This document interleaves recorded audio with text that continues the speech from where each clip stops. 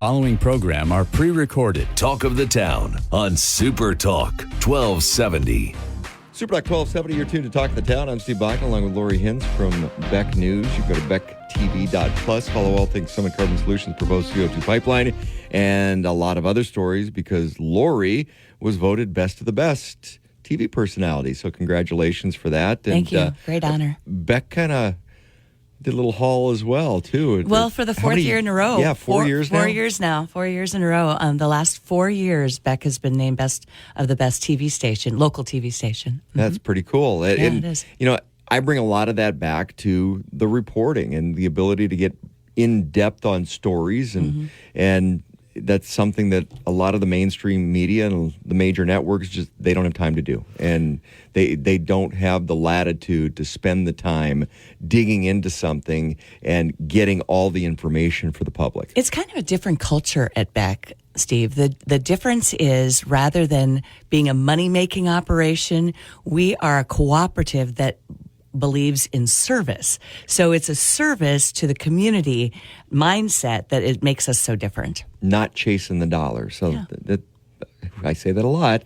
Follow the money. Okay, let's get into what's going on because there's a lot. And we're going to save Iowa till last because Public Service Commission had a working session. Correct. And I talked to a couple of people that were there, and they're like, I'm not sure what that was. It was good. What it was, and it's hard to describe it because it's not a public meeting, and so it's not like you have people in the community who are able input. to. You can't go speak. Correct. You just go and you watch their discussion. And what's great about it is I think it's a wonderful part of our process with our Public Service Commission that they're able to and willing to do these meetings in public so that people can hear their thought processes and hear what they're learning from their staff. It's like a closed round table, but it's viewable. Transparent. Correct, Yeah. which is it's a good thing. It is a very good thing, and I encourage people to definitely go or watch it online. You can watch it. It streams live. The deal is this one was on the 9th in the Pioneer Room in the afternoon, and Chairman Randy Crispin started it off with a statement. Sherry Haugen-Hoffert was there, Tim Dawson. Those are the three members of this particular PSC iteration because Julie Fedorchuk, as you know, has recused herself from this whole case. Which gives her a lot of free time to run for a different office, but funny how that works. If you're a conspiracy theory person, it's a little convenient. It was an open meeting, and the commissioners are giving information about this 300 miles in the project that is going to be in North Dakota. But this was with staff. So this is not an opportunity for the public or interveners or the company.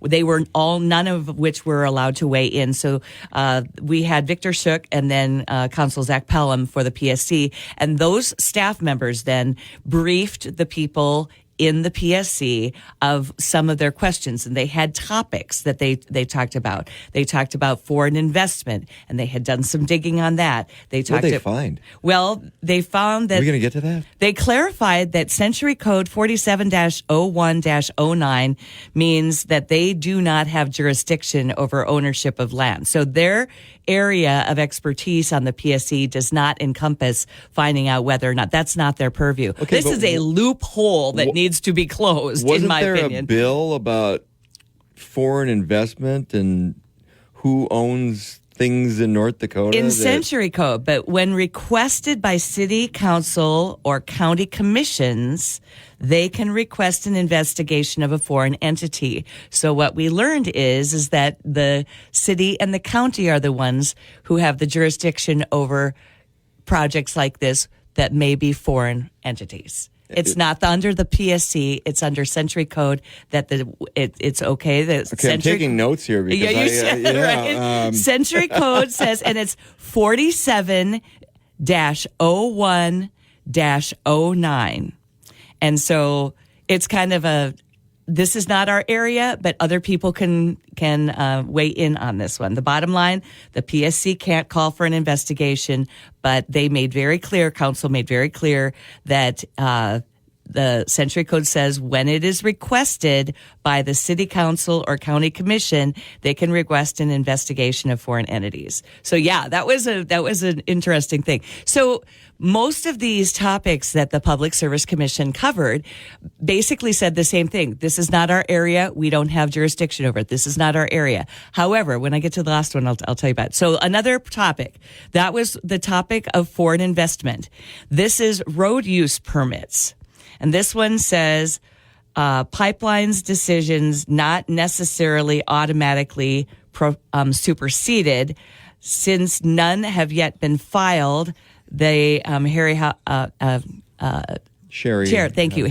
Sherry Haugenhofer. I don't know. She has a very difficult name for me, but she said that it is a moot point because the previous decision did not necessarily say that the road use permits automatically supersede. So it's kind of like the same sort of thing. This is not our area, but this is somebody else's area that can take care of it. And then they went on to the next topic, mitigation payments. And they went fairly quickly. It started at 1:30, and they already got to mitigation payments with their briefing at 1:42. So it was like 12 minutes later. The provision in electric siting with regard to another Century Code, which is Century Code 47-22-09.2. None of these provisions are for pipeline mitigation. They are for electricity mitigation payments. So they're for electric. They are not in their Century Code for pipeline mitigation. So any mitigation payments are also not under their jurisdiction and their purview. So then they went on to unfair tactics in acquiring land.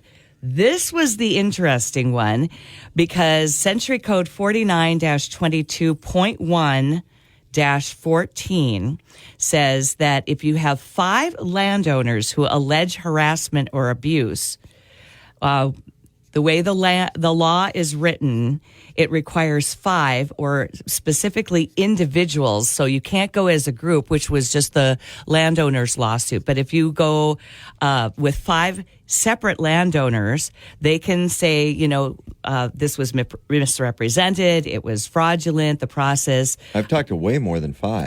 Right? I know. I have also myself. But they said formal action making allegations and a complaint. The PSC has no ability to do anything. However, the district court must rule, and those 5 people can go in by statute, and they could declare, they could declare that they had been harassed in some way, but those individuals was misrepresented. Yep. Then that means they do have. They call it unfair tactics acquiring land. So if you come out and have a landman that sells you a bill of goods and go, hey, it's just another pipeline, and you find out later, like many have, that including those that just signed, pipeline, okay, great. It was misrepresented to me. Yes. Yeah. Then you've got an issue. You do. You have an opportunity to do that. Yeah. Wow. There's more with this, so we'll get to it. We're going to come back with that after the break. Okay. All right. We're talking with Lori Hintz from Beck News, Best of the Best. This is Talk of the Town on Super Talk 1270. Super Talk. Talk of the Town on Super Talk 1270. Super Talk 1270, you're tuned to Talk of the Town. I'm Steve Bakken, along with Lori Hintz from Beck News, and you can go to becktv.plus, follow all things Summit Carbon Solutions proposed CO2 pipeline. And one of the things that took place was the working group for the PSC, their work session. Lori Hintz from Beck News was there. By the way, they have another one today on Monday the 16th as well. There is a second work session, and I would encourage everybody to watch these or you can't attend. Chime in, but you can sit and watch. Be quiet. Yes, yep. You can sit and watch it, and it's fascinating. One of the other things when they were on the topic of unfair tactics acquiring land, one thing that Chairman Chrisman, I haven't talked to a single person that said that. Hey, I'm good with. It was fair tactics. I haven't talked to a single person. This is what he said. He said he didn't remember ever in a case so many complaints. Yeah. I mean, he was really signaling to people, hey, listen, we can't do anything about this, but you as individuals can do something about it. So it was really fascinating to see. And he said that the statute comes from... So everybody that's out there listening right now, because I'm sure there's probably 5 landowners that are maybe 5 feeling harassed. Perhaps. Maybe you should probably visit. Yes. And I think it's very possible that there might be 5 complaints.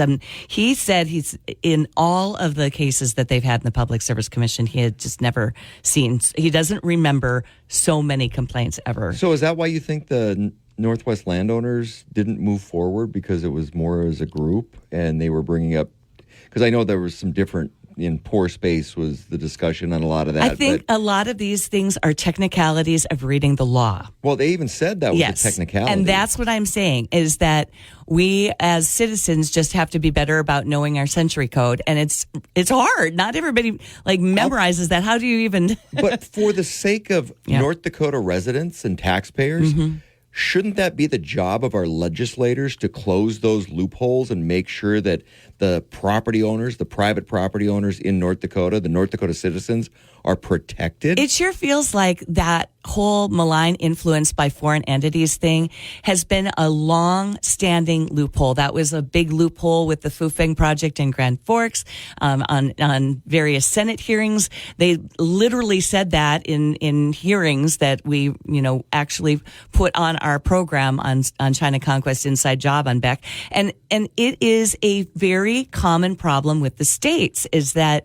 you find out about this malign influence, but who is supposed to take care of it? And it's kind of like some sort of you. Well, you got it. No, you got it. Right. No, you got it. Everybody's pointing fingers. In like when direction. my children have plausible deniability about who busted a hole in the wall. No, it was his. It was this brother. It was not that brother. It was this brother. Yeah. So it's the same sort of thing with this case. Yeah, but as a good parent, you punish them all, right? Yes, of course I do. Nobody's going to step up. Y'all get punished. They got really clever about it. I have 3 boys, but there are still things that I don't know which one, but we will find Sam out. Now, okay. But it is one of those things where, unfortunately, this is a case where somebody has to be the whistleblower about this and say, listen, this is possibly dangerous for our state. This is possibly dangerous for our community. Who do you go to? It's a whole of government issue. We need to have probably our own CFIUS here in North Dakota in order to take care of things like this. So this is obviously, to me, this is a problem. Sounds like a good bill, the upcoming session. Yeah, note to self. Really I know a few legislators, including maybe some more bills on private property ownership rights too. I suspect that Jeff Magram's probably got something. He's probably got something on the line for I would hope so. Malign ownership. Anyway, probably right. in this case, it was in Century Code in statute from 2017. The obligation of the party to know the law, and it was available for district court, but not for the PSC to address. And he said he hopes that after public testimony, people will choose to take it to the right jurisdiction to solve. I mean, he literally said, here is what you guys can do. Here's the map. Here's the map.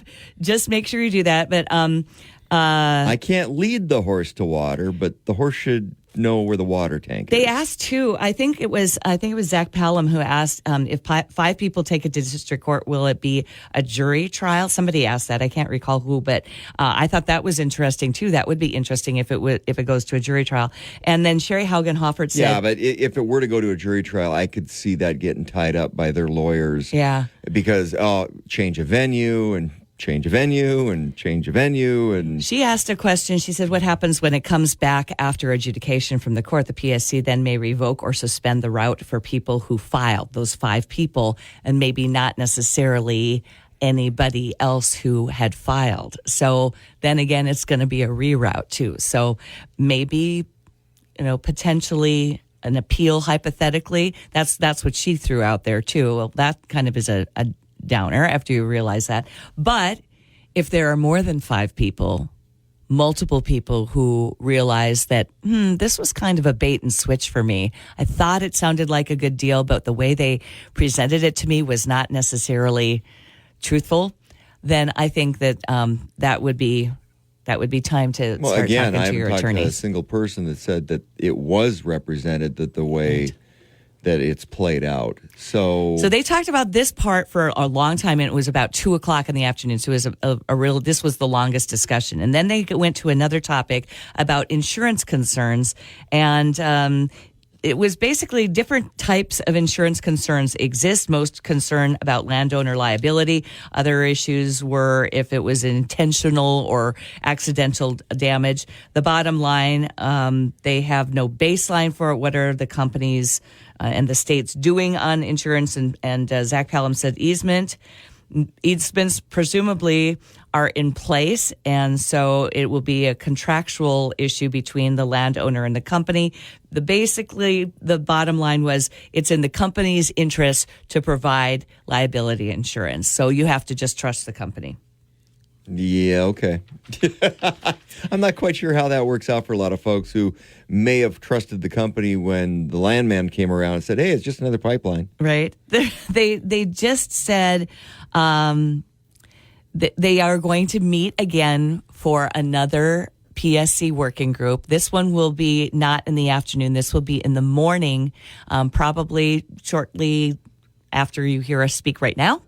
So I think it's 9:30 this morning that the working group is. But you can watch it online, and you can also go there in person. This one will be in the Brynhild Haugland room at the state capitol because the Pioneer Room was taken up with some other legislative stuff, as I understood it. So fascinating stuff, though, Lori. Thanks for bringing that forward. You're very welcome. So PSC hearing another work session today. You can watch it online or show up at the Capitol and watch that in person as well. It can't testify. And I think that was a lot of the confusion for some of the people I talked to that had attended that when they thought they were going to have an opportunity to speak. And this is not what that is for. No, those public hearings where those comments from those have already occurred. They're done. Yep. So, but it is an opportunity to go fill a room and listen to what the Public Service Commission are working through in the process. We're talking with Lori Hintz from Beck News. This is Talk of the Town on Super Talk 1270.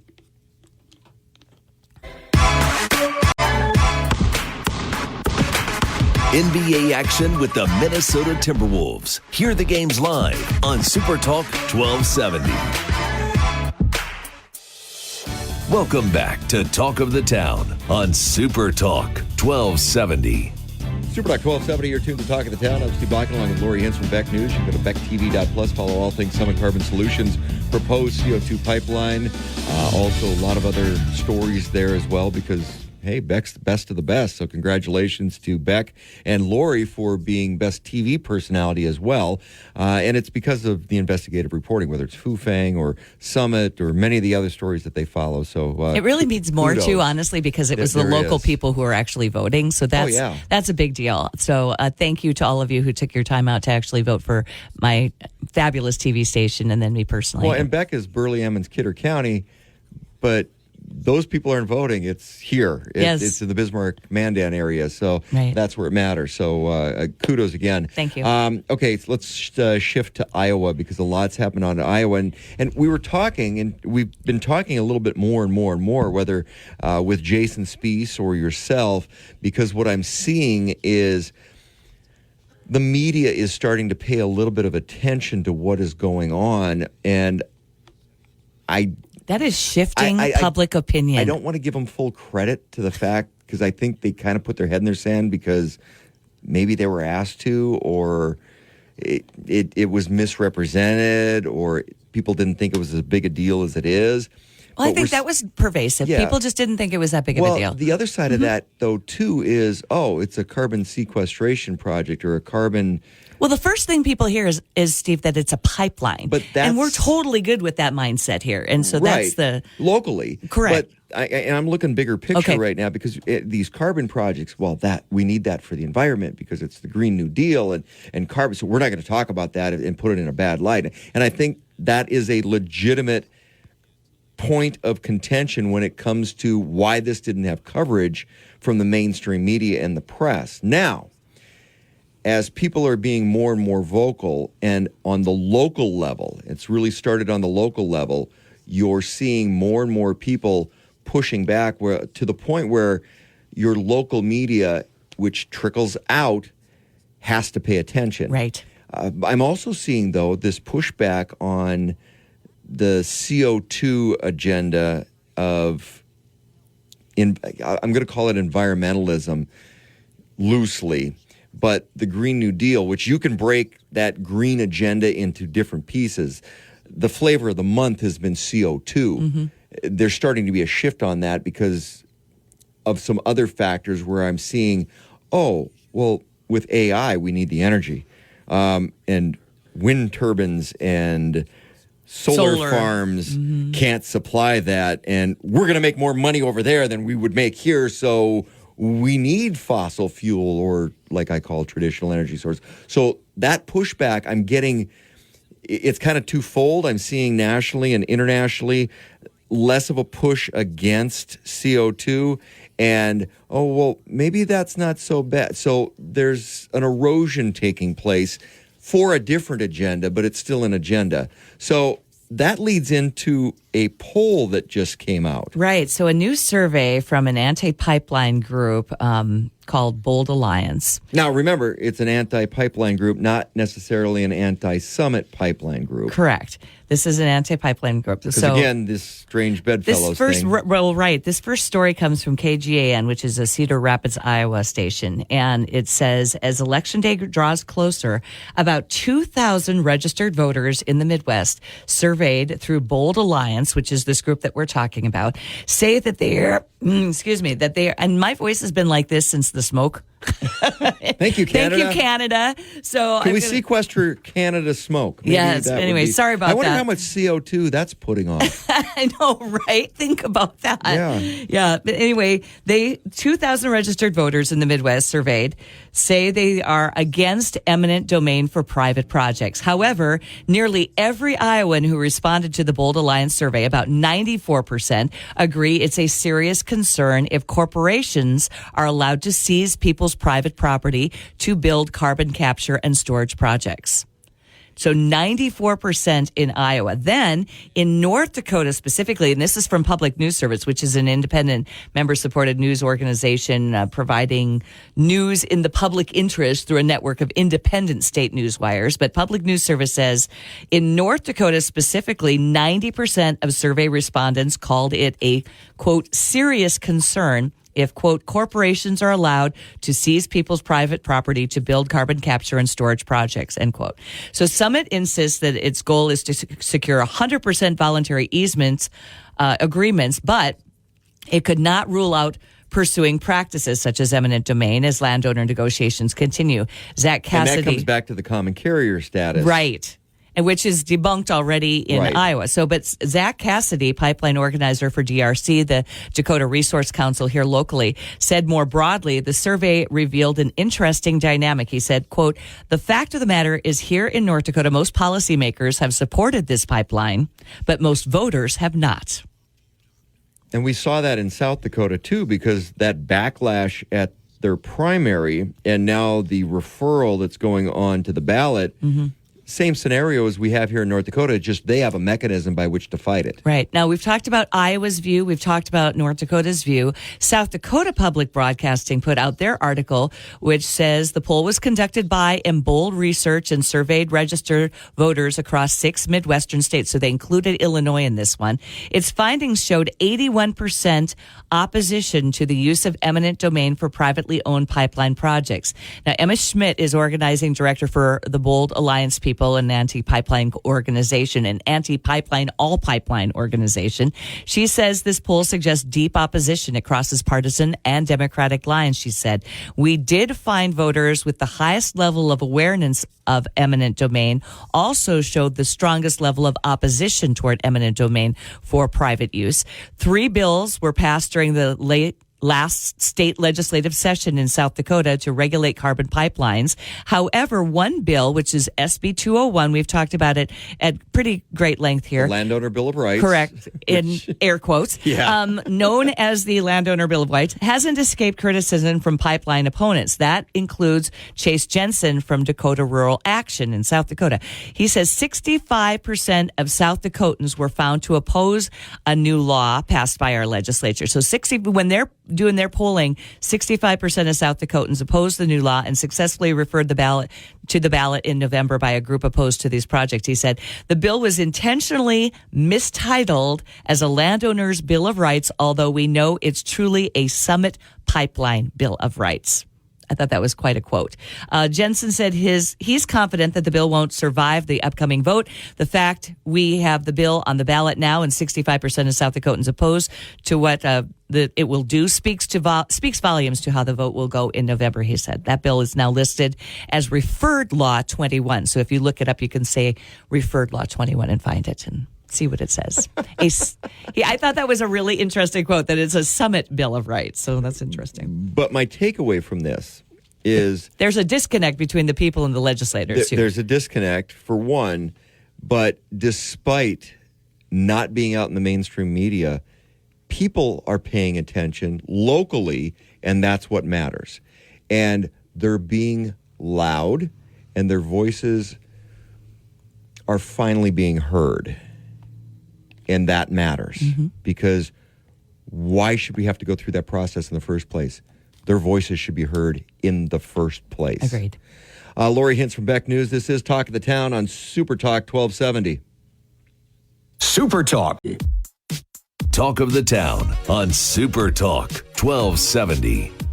Super Talk 1270, you're tuned to Talk of the Town. I'm Steve Bachman, along with Lori Hintz from Beck News. You can go to becktv.plus, follow all things Summit Carbon Solutions proposed CO2 pipeline, what's going on here in North Dakota, locally, regionally, and other states. One of the big pieces, we talked about South Dakota a few weeks back, where they had a Supreme Court ruling that may have gotten in the way concerning common carrier status for Summit.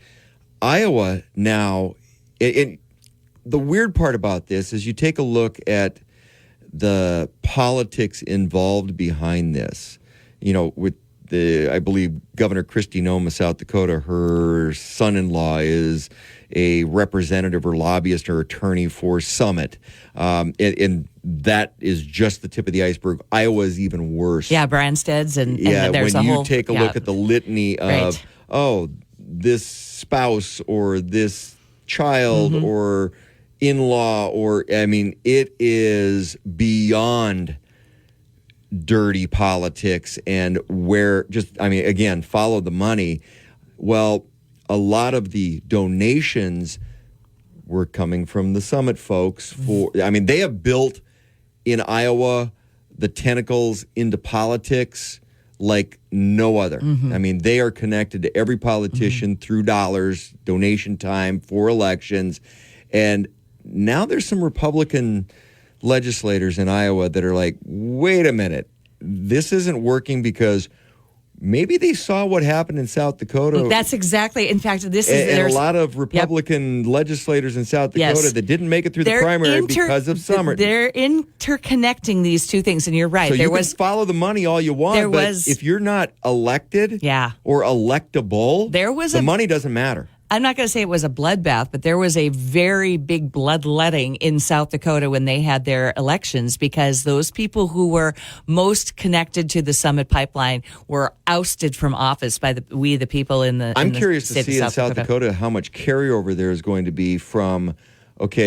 people saw that bloodletting piece.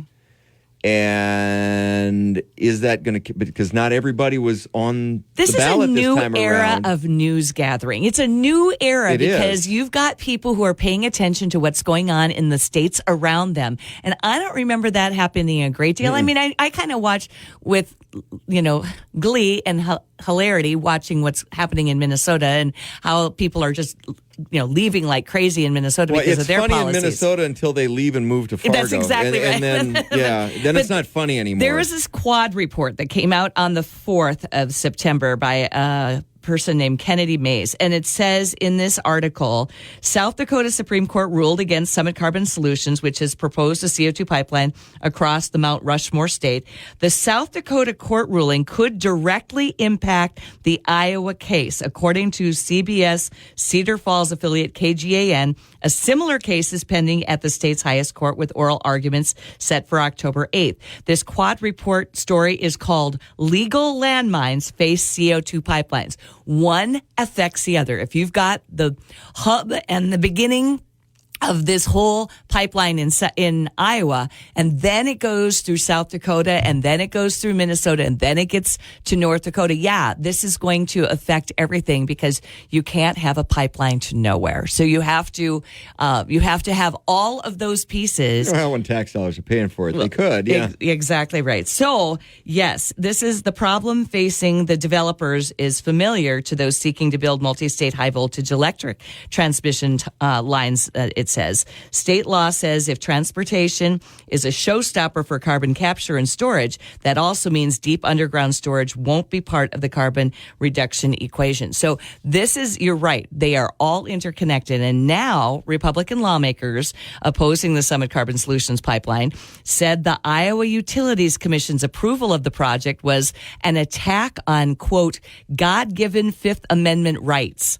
The Iowa Capitol Dispatch is reporting this one. The remarks came from a group of nearly 40 lawmakers who filed a state and a federal lawsuit against the commission for granting eminent domain rights to Summit Carbon for its proposed carbon sequestration pipeline.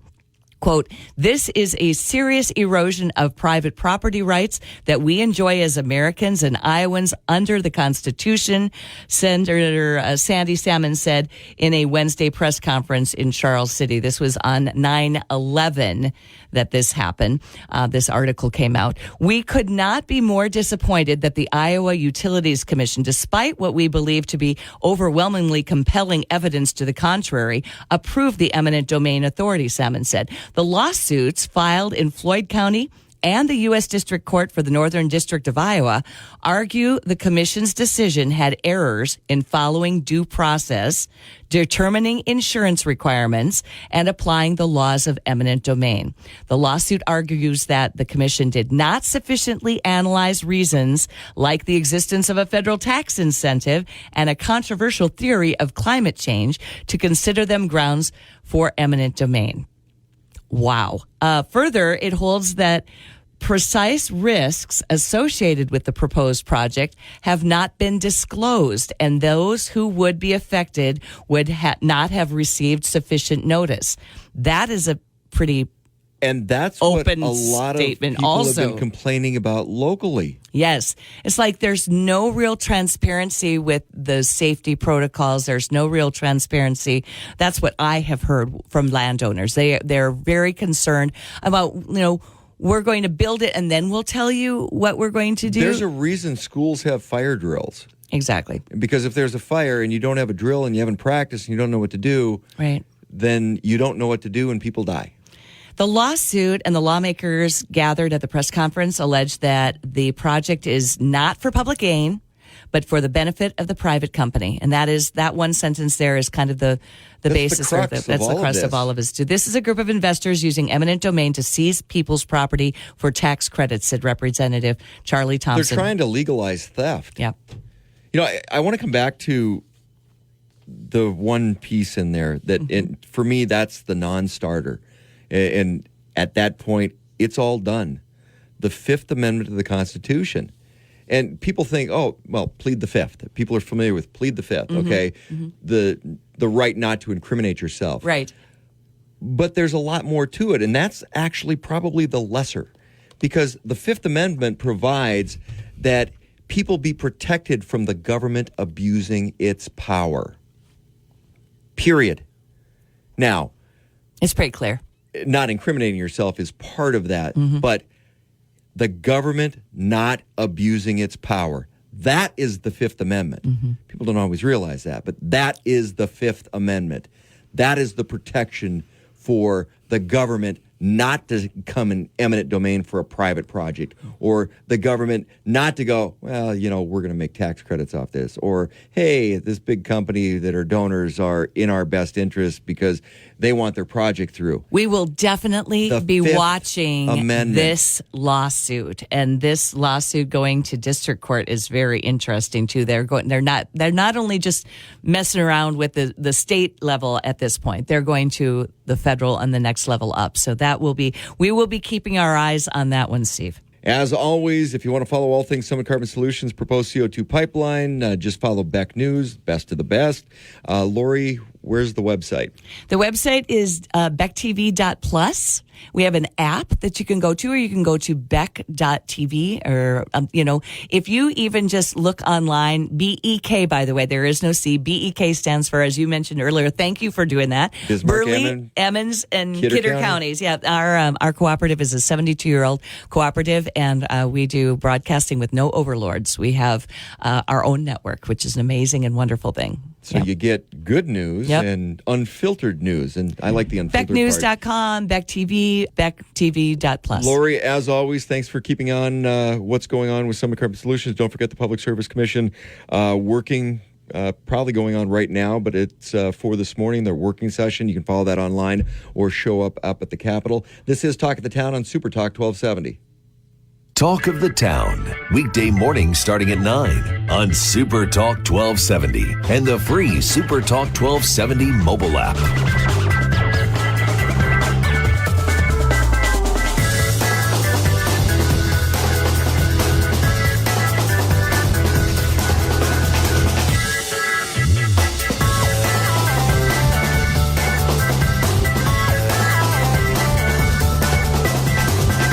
Now you can listen to Super Talk 1270 on Alexa. Hiya. Find out how at supertalk1270.com. Goodbye. Portions of the following program are pre-recorded. Welcome back to Talk of the Town on Super Talk 1270.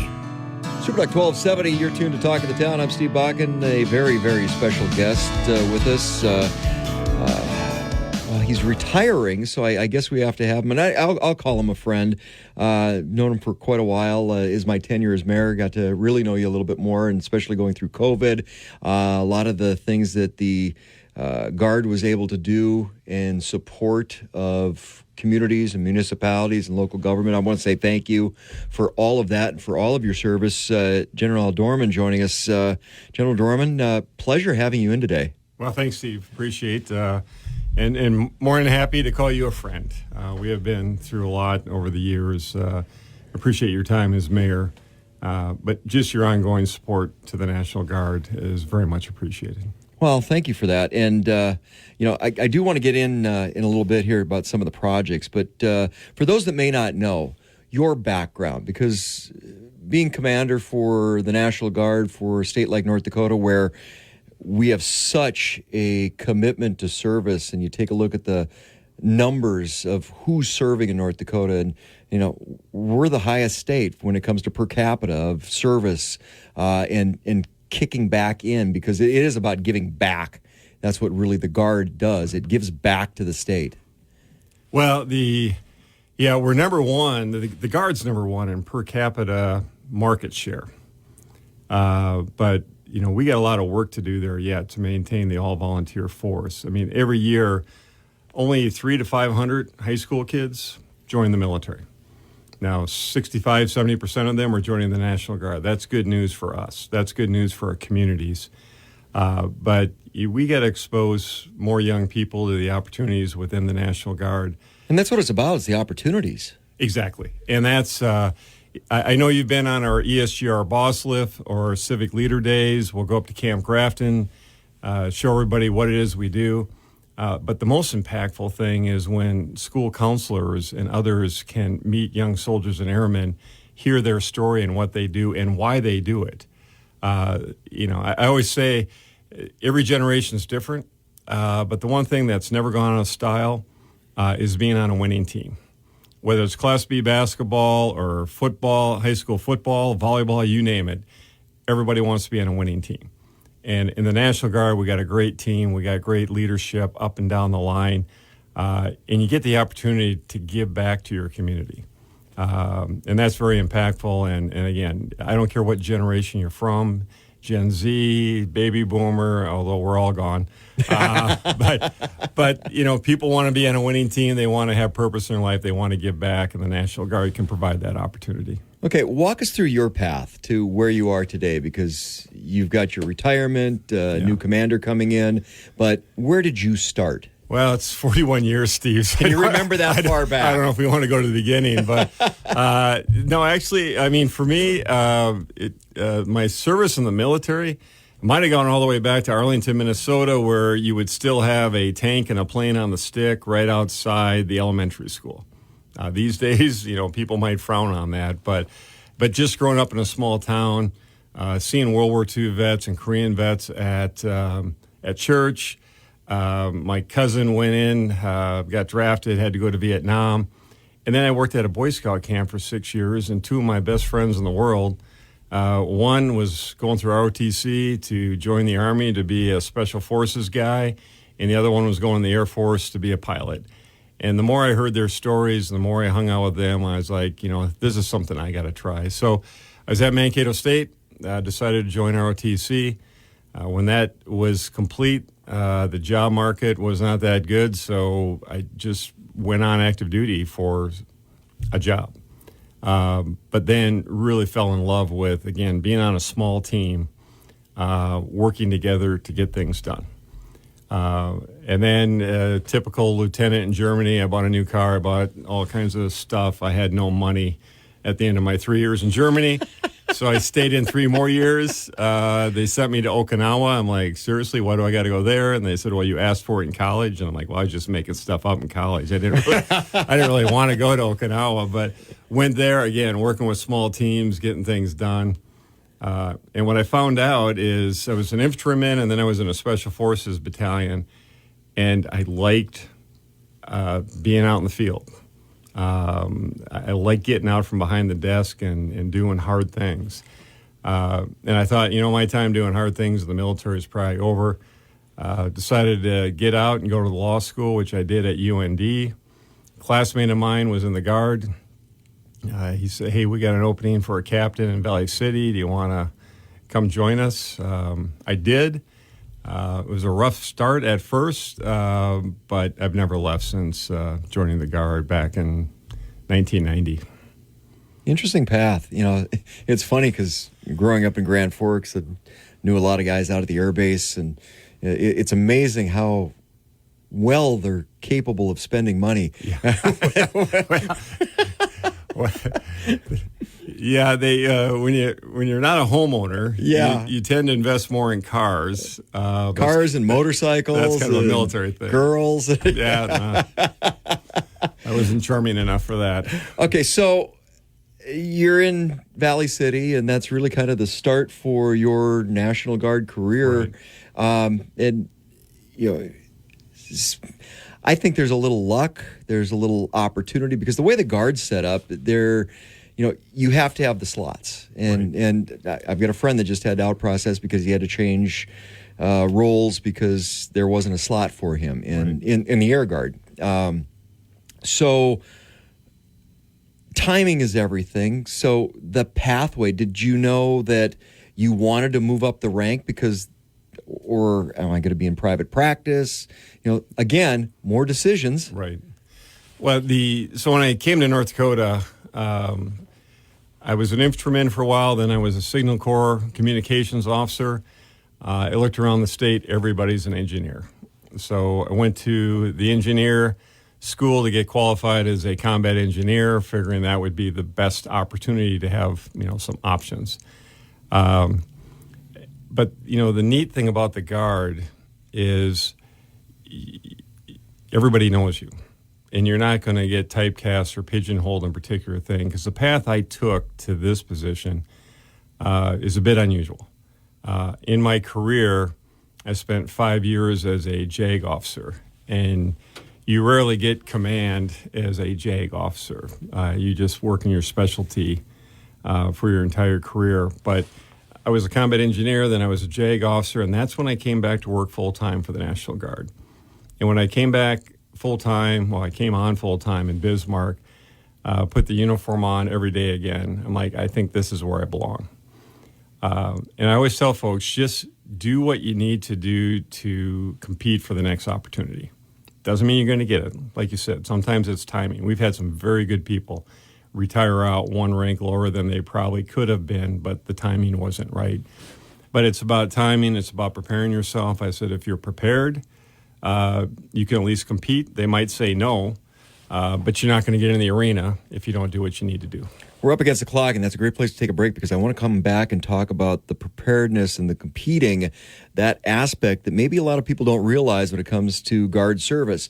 We're talking about General Al Dorman, retiring, the adjutant for the state of North Dakota, stepping away after a long and a very good career with North Dakota. We're also going to talk about some of the projects he's had the opportunity to be involved with because he has moved the needle a great deal for the state of North Dakota. This is Talk of the Town on Super Talk 1270.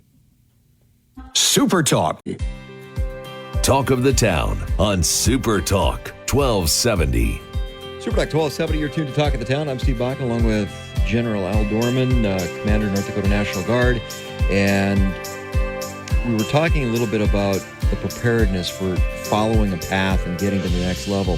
And I want to step a half a step back and talk a little bit about it's not only the opportunities, but all the tools to succeed. The Guard makes sure that you have all of those, and then it's up to you.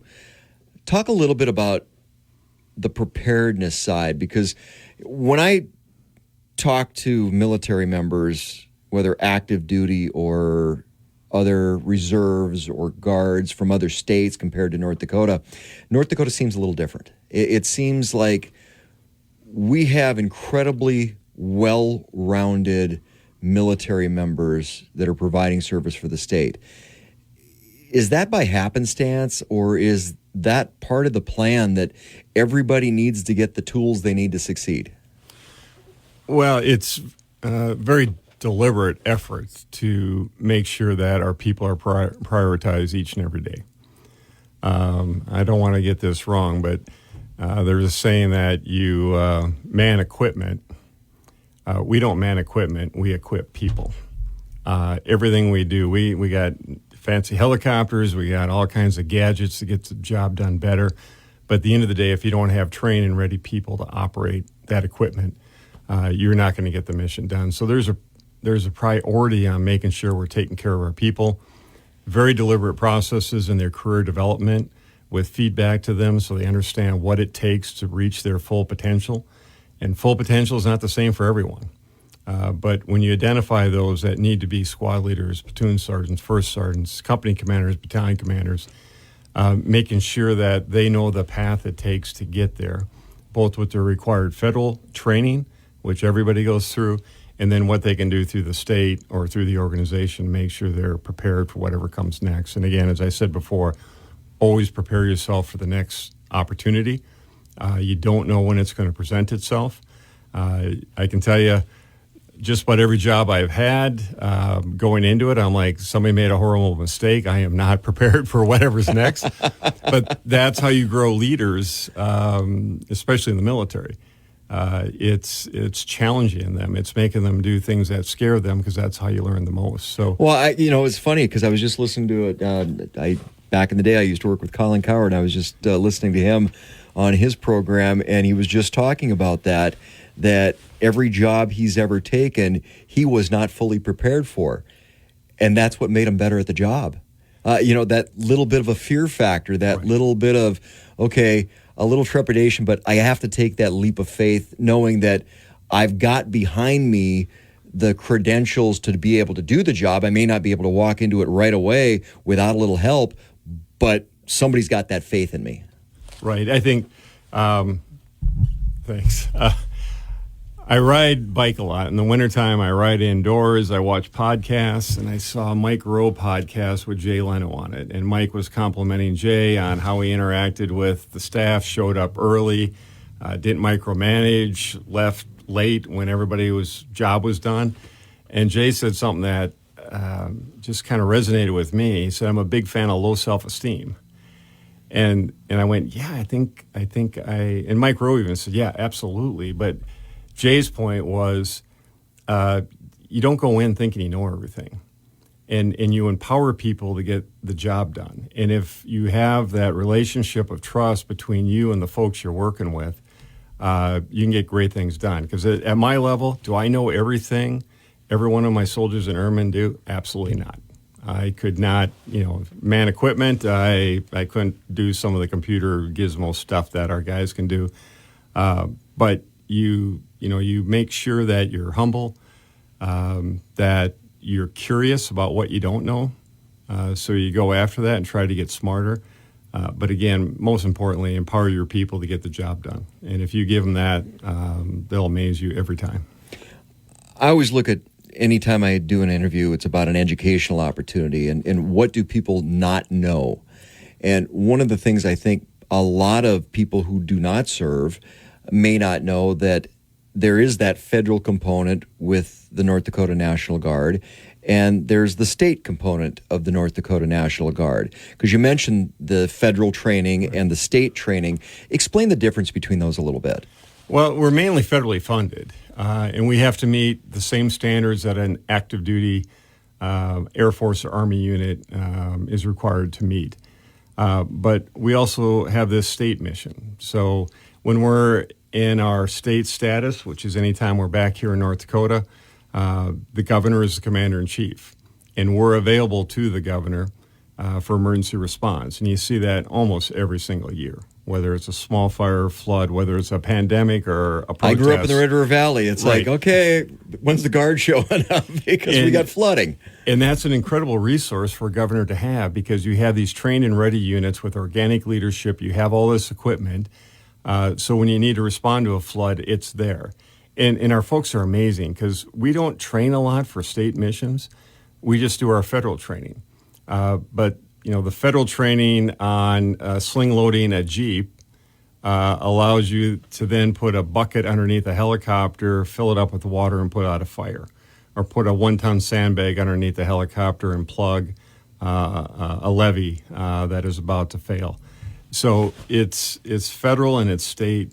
I can tell you the state mission might be the most fulfilling for our members, because a lot of them join so they could get back to the communities. They see guardsmen out there during floods directing traffic or in placing sandbags or building a levee, and they're like, man, that would be so cool if I could do something like that and get back to my community.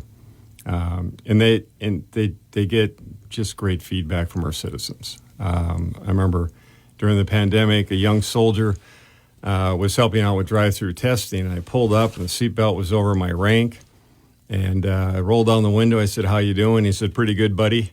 And normally PFCs don't call old generals buddy, but he didn't know who I was, and I just said, "Hey, how's it going?" He said, "Oh, this is awesome."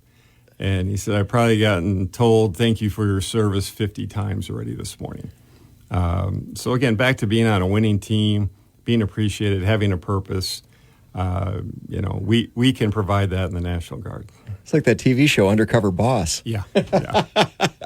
We're talking with General Al Dorman, retiring commander of the North Dakota National Guard here in North Dakota. This is Talk of the Town on Super Talk 1270. To Talk of the Town on Super Talk 1270. Super Talk 1270, you're tuned to Talk of the Town. I'm Steve Bakken, along with General Al Dorman, retiring commander of the North Dakota Guard. And General, over your career and your time as the commander, you mentioned the state mission and how fulfilling that is for not only yourself, but fellow servicemen and women that are out there and giving back to the communities. What are some of the highlights or biggest events that you remember in your career, whether it's putting out some of the wildfires or what seems to happen all too often in North Dakota, flooding issues, or the pandemic, which we could do a whole show on that by itself, which is, where I really got to appreciate what you do as commanding officer. But what are some of those that you dealt with personally? Well, when I was a deputy adjutant general, I was not involved so much in the 2009 flood because I was getting ready to deploy to Kosovo, but in 2011 I got more involved. In 2011, every river valley in North Dakota was flooding. And I was working for General Spritsnatic at that time. He was the adjutant general. He was also the former state engineer. He knew water. I knew nothing. So I learned a lot from him, but you don't need to be a water expert to respond to these floods. Again, it's back to building the team, building the trust, and then be willing to take chances. Because in a crisis, if you think you're going to get a 100% solution every time, it's not going to happen. I remember when the Red River flooding, or the Missouri River flooded last spring, ice jam on the Missouri River, right where all those homes are, right by the bridges between Bismarck and Mandan. And we were trying to do ice dusting, and then we thought maybe we can salt it, and we just weren't getting any results. I had an idea of using a Black Hawk with a thing of water underneath it to break up the ice. They told me that's a dumb idea. But then somebody said, well, what if we just drop the water on the ice and try to punch a hole in it? And I'm like, okay, let's try. No idea. There's no doctrine on this. I mean, you can't pick up a periodical and say, all right, let's learn all we can about breaking up ice with water. It just didn't exist. But we just started doing it. And at first, 2-3 hours, I think we broke off like a 20 by 20 foot section. And it looks like, this is going to fail. And then our pilots, no direction from anybody, just their own initiative, went 20 feet lower and started dropping water and punched right through the ice. And punched through the ice, and then they'd see a weak spot, they'd exploit it. Next thing you know, football fields of ice are heading downstream to prevent flooding. So it's just stuff like that that I remember. My favorite times, besides being the adjutant general, I'm the director of emergency services. So when there's flood or fire, I'm probably not in the Guard Operations Center. I'm in the State Operations Center with the great team we have in emergency services. And we're the ones that bring all the pieces together, all the coordination between the federal government, the state, and the locals. But just seeing that team come in, immediately get to work, get on the phone, try things. If they work, iterate. If they don't work, all right, what's the next best idea? Because again, in crisis, a lot of times there's not a handbook of how to do this. You're figuring it out as you go. And that's been the most fulfilling part for me, is seeing all these, great public servants, whether they're in uniform or out of uniform, coming together as a team with a, crisis in front of them and figuring out a way to work through it to save lives and protect property. That's probably been the most fulfilling part of the job for me. The one thing that military service does, because whether it's in the book or not, you're tasked with coming up with a solution, right, being problem solving. And that's where the military comes in, because they really teach you to, fix that problem. It might not be in the book, but that's kind of a North Dakota thing too, because right, you take a look at any farm or ranch and you don't have time to drive 40 miles to town and get a part. You got to fix it right there on the farm. And we've got a lot of rural members in the Guard in North Dakota. That's got to play in well to easing some of the stresses of your command under a stressful situation like that. Well, and we call it mission command. And, my job really is I need you to carry out this task for this reason.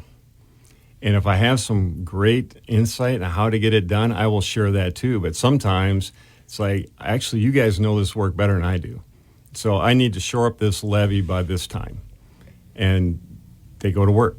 And it's just amazing to watch the team. You talk about our rural connection. But early on in Operation Iraqi Freedom, we're out patrolling the roads in Humvees, soft-sided Humvees, with no protection, and all of a sudden IEDs started becoming a thing. So what do North Dakotans do? They find plate metal, they start welding it to the side of Humvees. Back when Radio Shack was still a deal, I don't know if they are anymore. I think there's one down in Belfouche, South Dakota. That's the only one I know of. But they would get a robotic car and slap some sort of camera on it and go check out what was something suspicious on the side of the road. But that's just a North Dakota thing. It's not just North Dakota, but I think we do it better than anybody. Again, you got a problem set. Don't wait for somebody to give you the solution. You're the one that's either got to deal with the problem or whose life is at risk. How do you protect yourself? How do you protect your battle buddies and move the mission forward in a positive direction? I want to talk a little bit about COVID, because that's where I really came to appreciate what you, as an elected official, can provide to the communities here in North Dakota. And, like I said, I grew up in the valley, flooding, always familiar with the Guard and all the troops that were over there doing their diligence and working and keeping us safe. Grand Forks in 97, Guard had a major impact on trying to manage both before and after what took place with the flooding and the fire in Grand Forks. COVID, that was different. That was an interesting mission, I can imagine, for you, because that's not something you've dealt with before. No, and it was unique for everybody. And you found out some challenges with the way the system is set up. It's all about bringing the team together, but Health and Human Services have been a part of just about every emergency response we've had, but never the public health portion of it. The parts of the folks that helped us respond were mainly worried about, providing medical care during civil unrest or a flood, things like that. But we didn't worry so much about public health. So when COVID hit, we were really bringing this team together for the first time, and we hadn't worked with them a lot. And, we always say you don't want to exchange business cards on the battlefield. You don't want to exchange business cards at the scene of the flood. You want to know each other ahead of time. And we didn't know all our teammates at the beginning of COVID as well as we could have. We built that team very quickly, but that was a challenge for everyone. And for me personally, a lot of the things I had dealt with, from civil unrest to floods and fires, I had been around it. I had trained on it. My military acquired skills translated very well to that. When COVID hit, when the Guards started responding, that came very natural to all of us. Figure out how to do drive-through testing. And I gave that to our civil support team. They went out and did the first one. It was super slow. The next day was a lot faster. And within a couple of weeks, they were just killing it. We can do that. Some of the other things we did to support local public health, we could form a team, take the mission, use our military acquired skills to find a solution. That went well. But working on the public health policy side of it, that was challenging. But learned a lot from that. Learned, again, that we have great people throughout state government. But goes back to, you got to build the team ahead of time if you can. We're talking with General Al Dorman, retiring adjutant for the state of North Dakota's National Guard mission. This is Talk of the Town on Super Talk 1270. 1270. Welcome back to Talk of the Town on Super Talk 1270. Super Talk 1270, you're tuned to Talk of the Town. I'm Steve Bakken, along with General Al Dorman, retiring adjutant for the state of North Dakota's National Guard mission. And, I just had this conversation with a couple legislators, and we were talking about your retirement, and we got talking a little bit about some of the previous adjutants and the long history we've had of great commanders here in North Dakota. And the way I like to describe your tenure is we've had great commanders, and they've kept the ship moving forward, and we've had incremental improvement and growth in the Guard mission.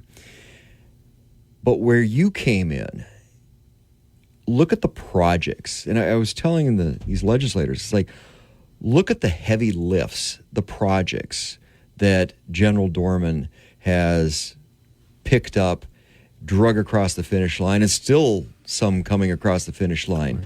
What are some of your highlights? Because what pops to mind for me is all the growth and what's going on at Camp Grafton and that mission, and how the mission has changed across the state, and both on the federal level and with the Guard, and the addition to the Heritage Center. And that's the last one I want to talk about, because that one's important.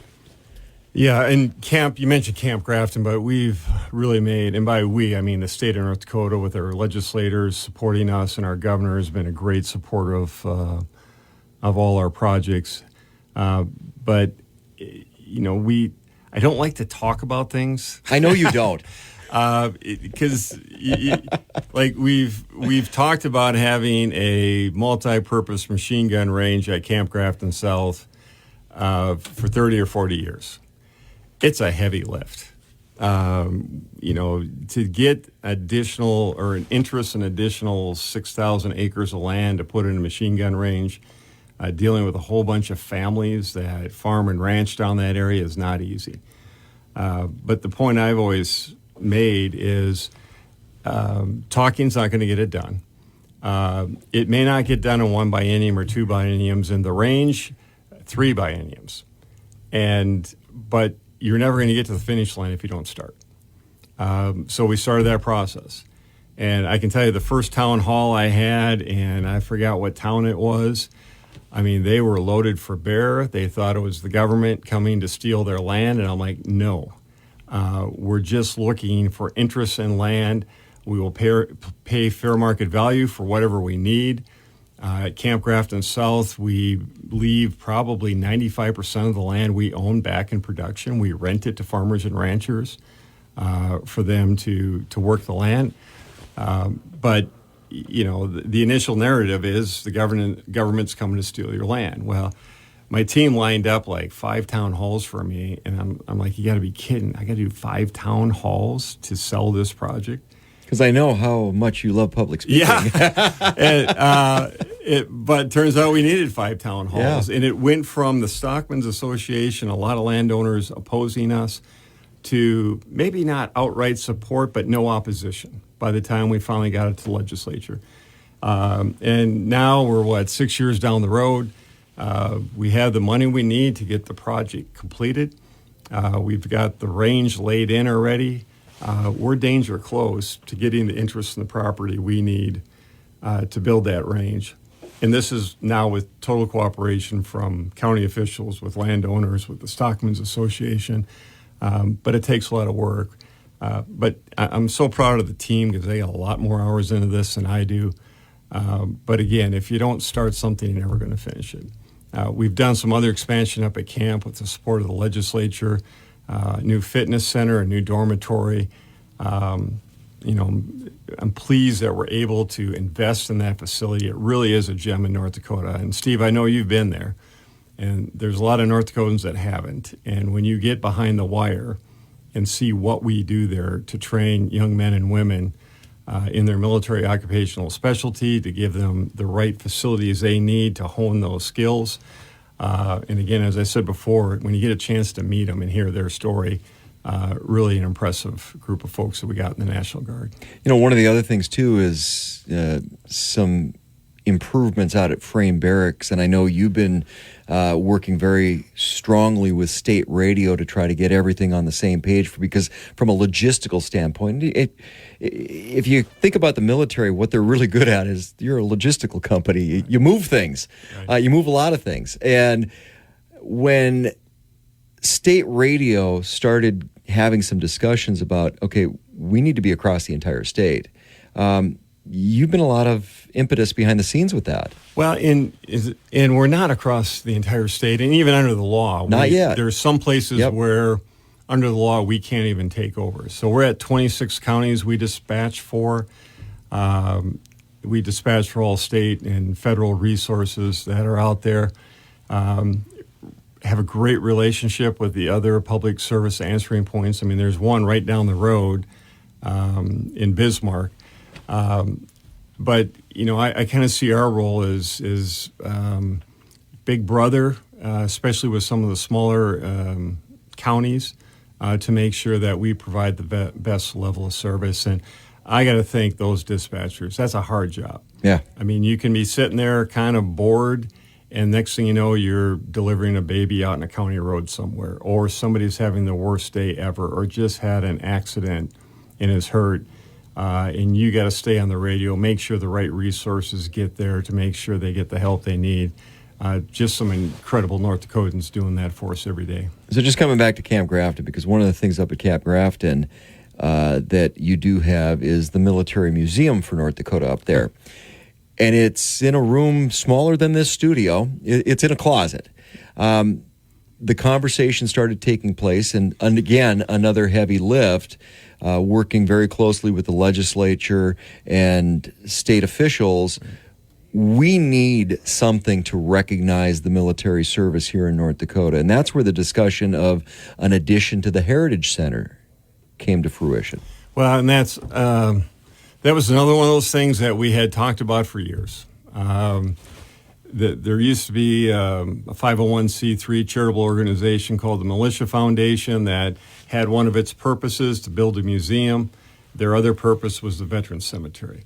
When I first came to work full-time for the Guard, they decided they were going to just focus on the Veterans Cemetery, and we're going to start this new organization. But we never did anything. We talked about it. I was cleaning out my desk the other day, and I found a briefing from a senior level briefing we had in 2010 talking about building a military museum. But still, we didn't do anything. So it was, I suppose, 2 sessions ago, I just went in and asked the legislature for $10 million of authority to raise money. And in those discussions, I had a lot of legislators come up to me and say, hey, if we do this, we should do it right. And to do it right, it should be on the Capitol grounds as part of our world-class museum that we already have there, the Heritage Center. So that in the next session, then we partnered with Dr. Bill Peterson, who's been an incredible partner with the Historical Society, to say, all right, how do we come together to get this done? The National Guard Foundation, which spun off from the Militia Foundation, has taken the lead on the fundraising efforts. That's gone well. Last legislative session, the legislature gave us a $20 million line of credit to get things going. And we'll see where it goes in this next session. But, back to we need this, I think we absolutely do. I talked earlier about, the tank and the airplane and the stick in the elementary school playground when I was growing up. Young people just don't have any exposure to the military growing up anymore. Of those that enlist, 70% know somebody very close to them that has served. 30% of those that sign up have a mom or dad that served in the military or is serving. We cannot have the military become a family business. It is not sustainable. To sustain the all-volunteer force, we have to educate the next generation and inspire them to serve. And as we've talked already, there are some incredible opportunities out there for young people to serve in our National Guard and our military in general. All right, now that you get to fish a whole lot of time or work in the yard or check off the honey-do list, I just want to say thank you for your service and thank you for your friendship. It's been greatly appreciated. Well, thank you, Steve. And I really do appreciate your support, not just as a mayor, but everything else you've done to support the military. For me personally, just thank you. General Al Dorman, you can find him probably on his riding lawnmower, cutting the lawn nowadays. This is Talk of the Town on Super Talk 1270. Talk of the Town, weekday mornings starting at 9 on Super Talk 1270 and the free Super Talk 1270 mobile app.